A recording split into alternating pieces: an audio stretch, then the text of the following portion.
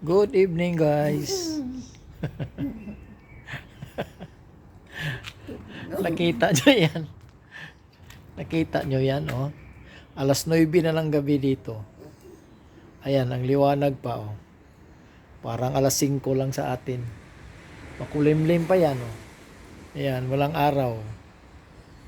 Alas 6 dito may araw pa eh. Alas 9 na lang gabi.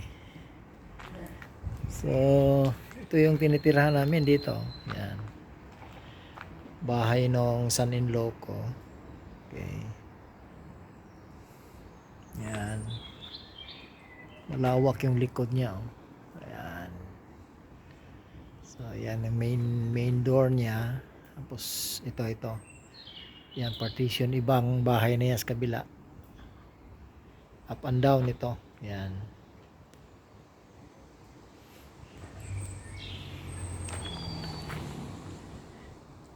Nine o'clock ng gabi. Tingnan nyo. Liwanag pa. So, ayan ang paligid nung ayan. So, yan ang driveway. Daan na yan dyan, no?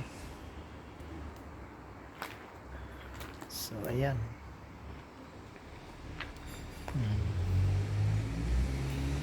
Lamig dito. Siguro nasa mga ano to, 15 o 16 degrees. Lamig dito ngayon. Kaya ako naka-robe. So, ayan. Nandun sila sa loob. Ayan, nagtatago dahil madlamig.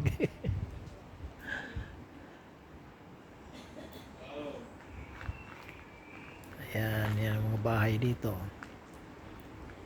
Ayan, puro bricks yan, mga bricks. Yan, bricks, gawa sa bricks.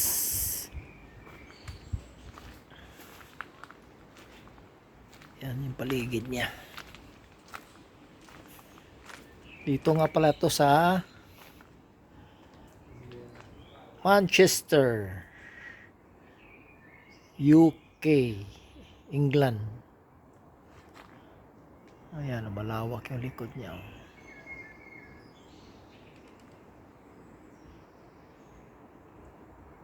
Ayan, maliwanag pa.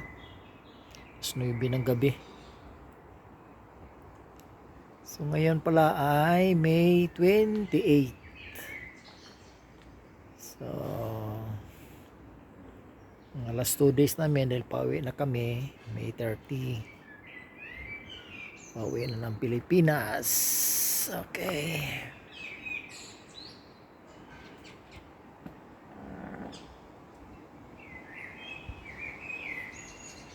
Yan guys, pinapakita ko lang. Kakaiba talaga yung ibang lugar, no? Liwanag pa pero gabi na sa atin.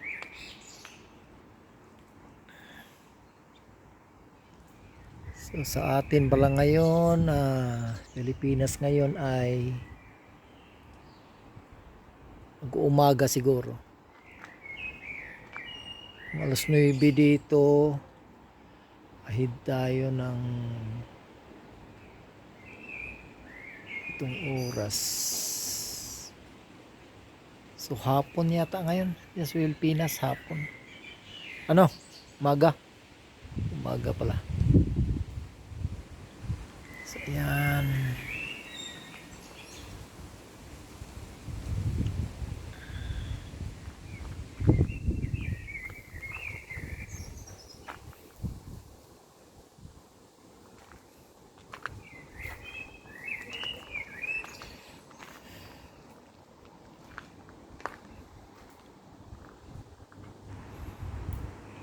Okay, pasok tayo kay malamig.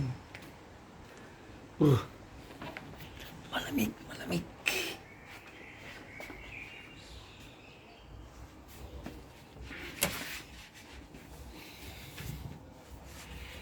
Okay. Ano natin kay malamig.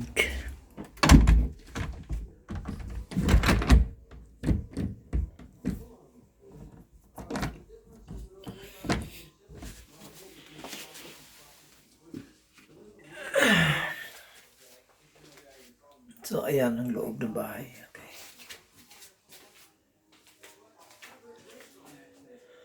So, ayan sila. Ayan, nanood ng TV.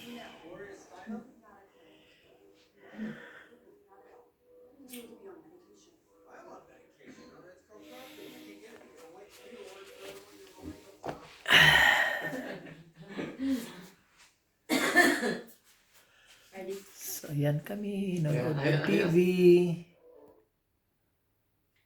Banik-nik. What's that mean? Ay, hello. Ging-ging. Hello. Ay, pakita mukha. Hi. Okay. So, that's it, guys. Ha? Evening. Yeah, good evening. Okay. That's it, guys. Thank you for watching.